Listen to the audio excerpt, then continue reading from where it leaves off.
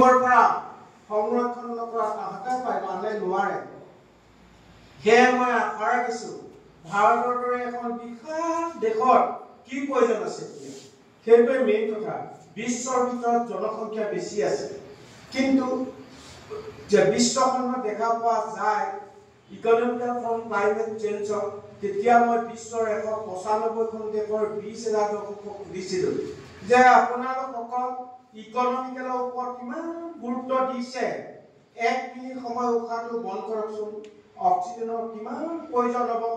যদি কচি অক্সিজেন দিয়ে, তাত থকা 20,000 দৰ্শকে মিলি জীয়াই থাকিবলৈ এজোপাকৈ গছ পুলি ৰুৱক।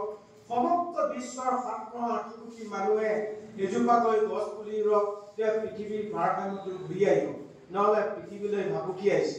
আপোনালোকৰ বিভিন্ন ধৰ্মাৱলী লোকসকল আছে, বৃহৎ বৃহৎ গীৰ্জা, বৃহৎ বৃহৎ মছজিদ, বৃহৎ বৃহৎ মন্দিৰ বনাইছে। ভগৱানক কোনে দেখিছে? ভগৱান দেখা এজনো পৃথিৱীত ক'তো নাই। তেতিয়া ভগৱাননো কোন? চকুৰে দেখাত আমি মা দেউতাই ভগৱান। মা দেউতাই ঢুকোৱাৰ পিছত কাৰ লগত এৰি থৈ গৈছে? প্ৰকৃতিৰ লগত এৰি থৈ গৈছে। প্ৰকৃতি মানে ভগৱান আছেনে? যিজনে প্ৰকৃতিক ভাল পায় তেওঁ পৃথিৱীক ভাল পাব পাৰে।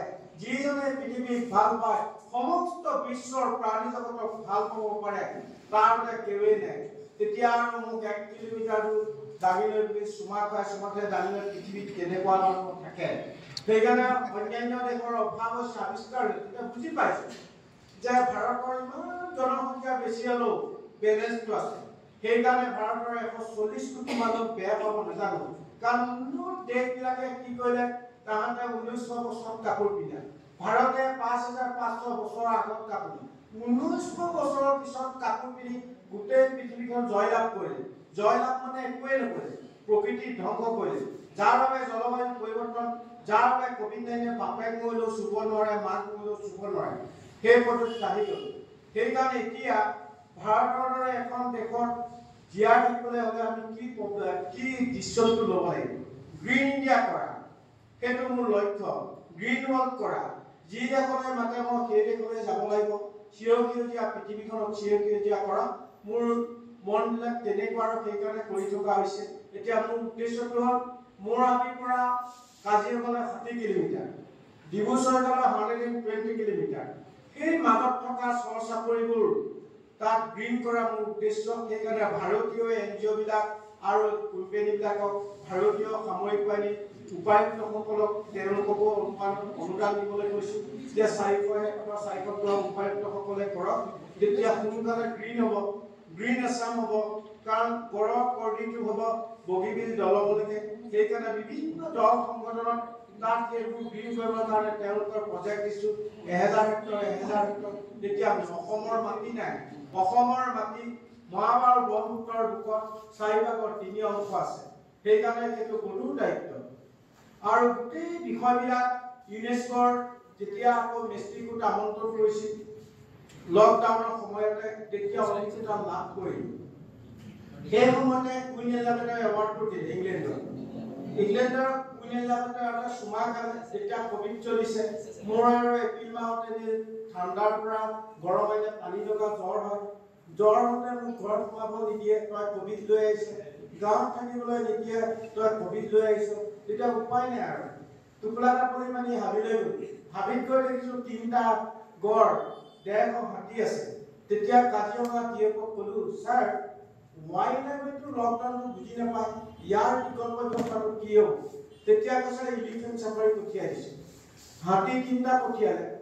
আৰু মোৰ যেতিয়া 60 বছৰ বয়স আছিল, যোৰহাট প্ৰশাসনে মোৰ জন্মতিথি পালন কৰিছিল আৰু উপহাৰ দিছিল 5000 কোটি।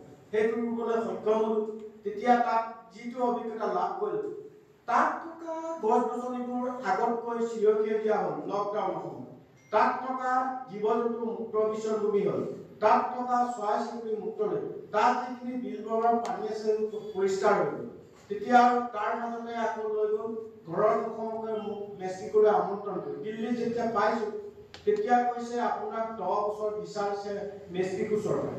তেতিয়া তালৈ গৈ প্ৰটোকলৰ মাজত গ'লো, গৈ তাত ৰিবন বহুৱাই তাত মানে প্ৰগ্ৰেমটো কৰিছে। তেতিয়া ইউনেস্কোৰ ব্ৰেণ্ড এম্বেছাডৰ আহিছিল।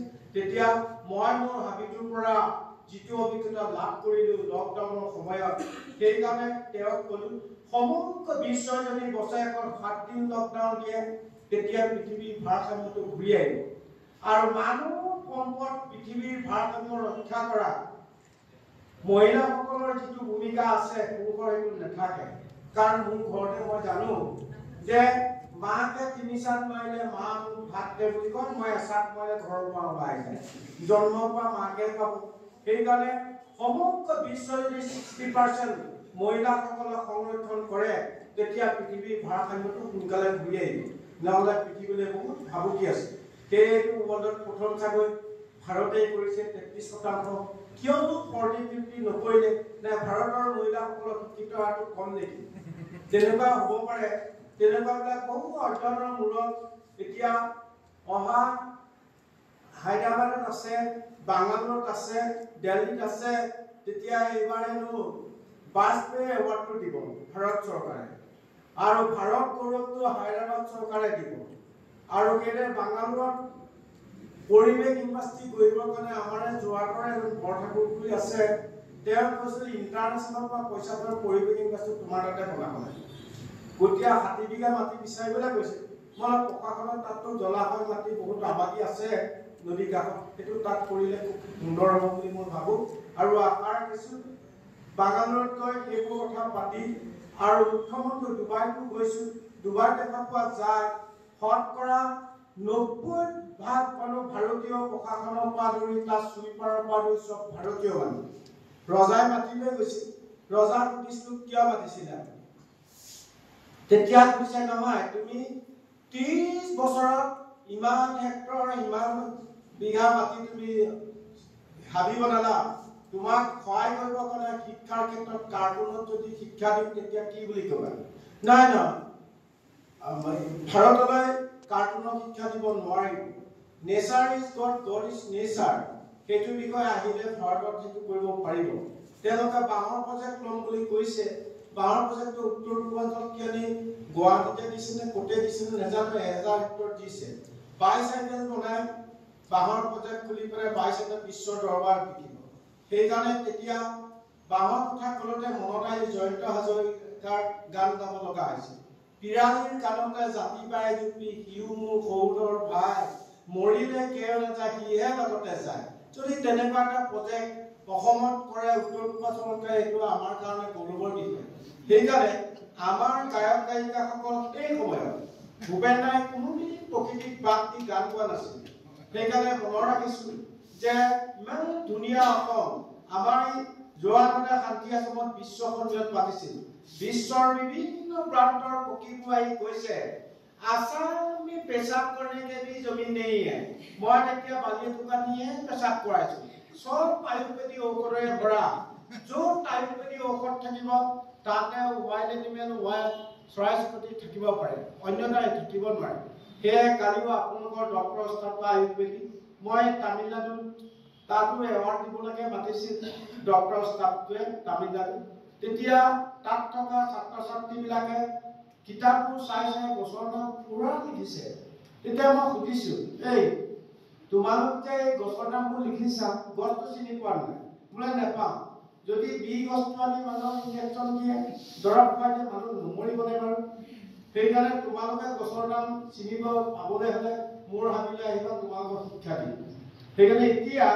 যিসকল পৃথিৱীৰ ছাত্ৰ ছাত্ৰীয়ে মোৰ হাবিত PhD লৈছে তেওঁলোকক এই কথাটোৱে কৈছিল যে জলবায়ু পৰিৱৰ্তন কেনেকৈ হয় এমাহ থাকিলে নিশিকিবা এবছৰ থাকিব লাগে তেনে ইংলিছৰ ছাত্ৰ ছাত্ৰী 3 গৰাকী গ'লগৈ এবছৰ থাকি আৰু আমাৰ ইয়াৰ যিখিনি ছাত্ৰ ছাত্ৰীয়ে PhD বিহাৰ উত্তৰাখণ্ড এইবিলাক দিল্লী পুনে ইউনিভাৰ্চিটিৰ পৰা আহিছে তেওঁলোকে কৰিছে এতিয়া নতুন প্ৰজন্ম পৃথিৱীত ভাল পাবলৈ শিক্ষা দিয়াটো তেওঁলোকৰ ওপৰত দায়িত্ব আছে গছ পুলি ৰুলেই নহ'ব গছ পুলি ৰুই প্ৰতিপালন কৰি ডাঙৰ দীঘল কৰা গছৰ গুণাগুণ আৰু গছৰ নাম জানিব লাগিব তেতিয়া সম্পূৰ্ণ প্ৰেক্টিকেল নলেজ হ'ব তেতিয়া জ্ঞান তেতিয়া আহিব এটা আপোনালোকে চিন্তা কৰক আমাৰ চাৰ্টিফিকেট আছে কিন্তু সেই সময়ত শংকৰদেৱে হওক মাধৱদেৱে হওক হৰজন্মদেৱে হওক বুদ্ধদেৱে হওক যীশু খ্ৰীষ্টই হওক তেওঁলোকৰ চাৰ্টিফিকেট নাই মানুহ সম্পদ কৰিবলৈ তেওঁলোকৰ যিটো জ্ঞানৰ বিকাশ আছে সেই জ্ঞানটো মানুহৰ বাবে তেওঁলোকে সৃষ্টি কৰিছিল তেনেকুৱাবিলাক এইখন পৃথিৱীতে জন্ম লাভ কৰিছে গতিকে পৃথিৱীৰ কাম কৰিবলগীয়া বহু কাম আছে বিশ্বত কৰিবলগীয়া বহু কাম আছে পৃথিৱীৰ 800 কোটি মানুহ ল'ৰা ছোৱালী মোৰে ইহঁতক পৃথিৱীক ভাল ভাৱে শিক্ষা দিয়াটো মোৰ কৰ্তব্য সেইকাৰণে যিসকল PhD ল'বলৈ অকলে যদি শেষ কৰিব নোৱাৰি যিসকল PhD ল'বলৈ আহে যি দেশৰে এখন নতুন প্ৰজন্মৰ ওপৰত গুৰু দায়িত্ব লৈ তেওঁলোকক সেই শিক্ষা প্ৰদানটো দিবৰ কাৰণে তেওঁলোকক অনুৰোধ কৰিছে সেইকাৰণে আপোনালোকে প্ৰত্যেকবোৰ তাতে হয় কিতাপ পঢ়া গৌৰৱময় বিষয় মোৰ বিষয়ে লিখিছে মই জীয়াই থাকোঁতে বিশ্বৰ দৰবাৰলৈ গৈছে সেইটো বেলেগ কথা কিন্তু এটা কথা যে আমি এনেকুৱা দুখ বেদনা লাগে সময়টো বহুত গুচি যায় সেইকাৰণে স্কুল কলেজ ইউনিভাৰ্চিটিবিলাকে মাতিলে মই এতিয়া ভীমবৰদেৱে এৱাৰ্ড দিছে পইচা আছে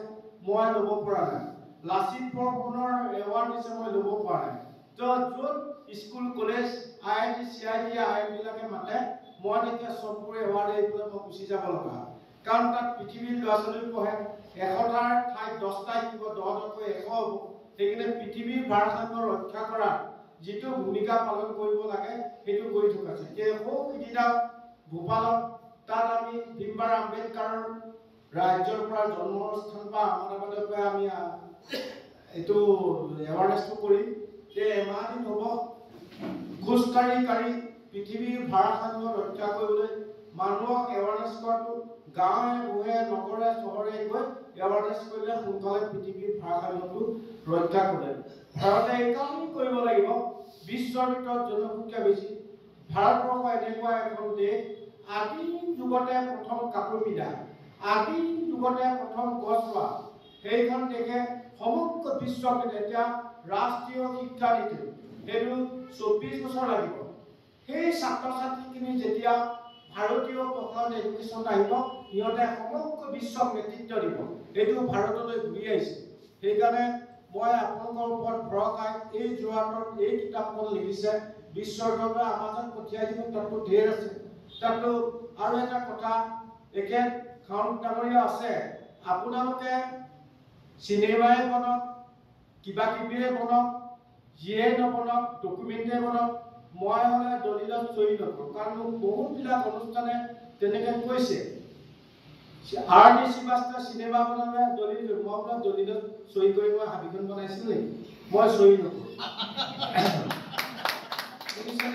এইবিলাক কথা আপোনালোকে মোক লৈ যিমান কৰে যিমান চিনেমা বনাই কৰি পইচা মোক তাত আপত্তি নাই এই কথাবিলাক সেইকাৰণে কিন্তু দলিলত চহী কৰি মই চিনেমা চিমেণ্ট ফেক্টৰীবিলাক 5 লাখ দিম আপুনি ইয়াত মই বোলে নাই মই চহী কৰিবলৈ নাই তোমাৰ 5 লাখ টকাটো নালাগে সেইকাৰণে RD Srivastava সেইবোৰ কৈছোঁ এই কথাবিলাক গুৰু দায়িত্ব লৈ আপোনালোকে কৰিব হাবিখনক লৈ হাবিভাগে থাকিব মই ভাগে থাকিম কিন্তু আপোনালোকৰ আন্তৰিকতা আছে শ্ৰদ্ধা আছে মই জানো শ্ৰদ্ধা থাকিলেও আপোনালোকে ইকনমিকেলত মই তাত সোমাব নোৱাৰোঁ সেইকাৰণে আমি ল'ৰা ছোৱালীৰ কাৰণে বনাইছোঁ এইটো অন্য মানুহৰ কাৰণে নহয় ডকুমেণ্টে বনাইছে মেকমাষ্টাৰ উইলিয়াম নৰাকটো দলিলত চহী কৰা নাই কেনেবাৰ্ড পালেগৈ আৰু বলিউডৰ চিনেমা বনাইছে মইতো তাত চহী কৰা নাই তেওঁলোকে বনাই আছে তাতে আমেৰিকাতে সেইকাৰণে এই গোটেই কথাবিলাক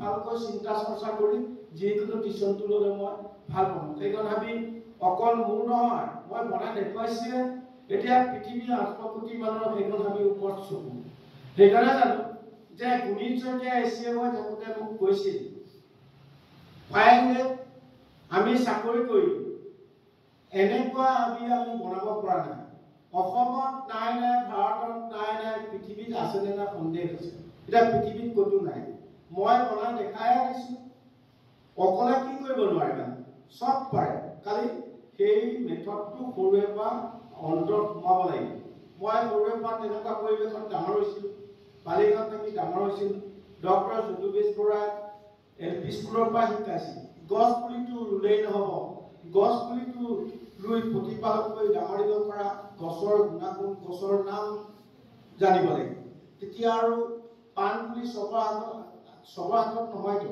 আগতো ডাকৰ বচন আছে একে আইনে ধান 3 খাওঁলে পাণ 3টা খাওঁলে ছিঙিব পাৰে মোৰ হাতত আকৌ একেখনতে খাব পাৰে। তেতিয়া আৰু এইজন বিজ্ঞানী মাতিলে, তই এইফালে চা তই হাতটো চাওঁ।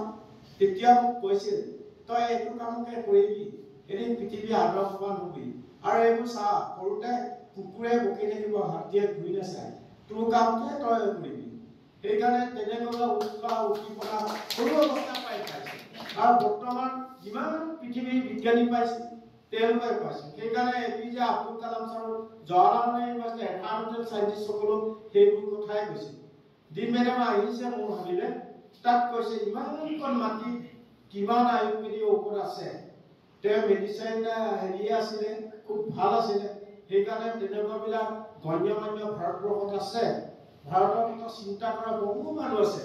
সেইকাৰণে এতিয়া ইউৰোপ বিশ্ববিদ্যালয় অধ্যক্ষ অনুৰাধা মেডাম আহমেদাবাদ, তাতে বিয়া হৈছে। মই ইয়াৰ পৰা ফ্ৰান্সলৈ গ'লে তেওঁ আগতে এয়াৰপৰ্টত থাকে, তাত লৈ যাব, তেওঁ ঘৰত ৰাখিব, আকৌ ইউৰোপ বিশ্ববিদ্যালয় যায়, তাত ভাৰতীয় ছাত্ৰ ছাত্ৰীক সেই বিষয়ে ক'ব লাগে। সেইকাৰণে মই মাজুলীৰ বিষয়ে তেখেতক সুধিছিলোঁ যে মাজুলীটো যদি ইউনেস্কোৰ বেদ এনাৰ্ছকো কৈছোঁ যে মাজুলীটো যদি গৰাখহনীয়া বিলুপ্ত হৈ যায়, তাত থকা 2 লাখ মানুহৰ বাৰ্ডেনটো কোনে ল'ব? তেতিয়া সমগ্ৰ বিশ্বই ল'ব লাগিব বুলি তাত মই দাবী কৰিছোঁ। তেনে মাজুলীৰ যিটো দশেৰা বনাইছে সেইটো শুদ্ধ নহয়। ভাৰত চৰকাৰ ষ্টেট গভৰ্ণমেণ্টে ভালকৈ আৰু য'ত বনাইছে, যাক বনাব দিছে সম্পূৰ্ণ অনভিজ্ঞ, সেইকাৰণে ছাকচেছফুল হোৱা নাই। বহুখিনি দশেৰা যে চৰাইদেউ দশেৰা বনোৱা, তেওঁলোকৰ লগত কথোপকথন কৰে, বোলে মাতিলে যাম, নামাতিলে আমি কেলৈ যাম, সেইটো দশেৰা বনোৱাটো অলপ কথা নহ'ব। গতিকে তেনেকুৱাবিলাক গণ্যমান্য অসমতে আছে, কিন্তু আমি চিনি পোৱা নাই। চিনি নোপোৱাৰ দুখত মাজুলীটো বিশ্ব ঐতিহ্যমণ্ডিত ঘোষণা কৰিব নোৱাৰি, অন্য কাৰণে একোৱেই নহয়। কিন্তু আমাৰ কৰিব লগা বহু কাম আছে। এতিয়াও অসমৰ দৰে এখন চিৰসেউজীয়া অসম কৰা প্ৰত্যেকজন অসমৰ 3,35 লাখ মানুহৰ অনুৰোধ কৰিছোঁ, আপোনালোকে গছ পুলি ৰুব নালাগে, খালি গছ কাটিব নালাগে। এৱাৰনেছটো এইটোৱে হ'ব লাগিব, উত্তৰে দক্ষিণে এৱাৰনেছ হ'ব লাগিব। ব্ৰহ্মপুত্ৰৰ কাষত থকা মানুহখিনি সেইটো যদি কয়, তেতিয়া অট'মেটিক চিৰসেউজীয়া অসমখন চিৰসেউজীয়া হৈ থাকিব। আমি ভালকৈ পৃথিৱীৰ দৰবাৰত অসম যে এখন ৰাজ্য, চিৰসেউজীয়া অসম, সেইটো আমি ক'ব পাৰিম। ধন্যবাদ। বক্তব্যটো সময়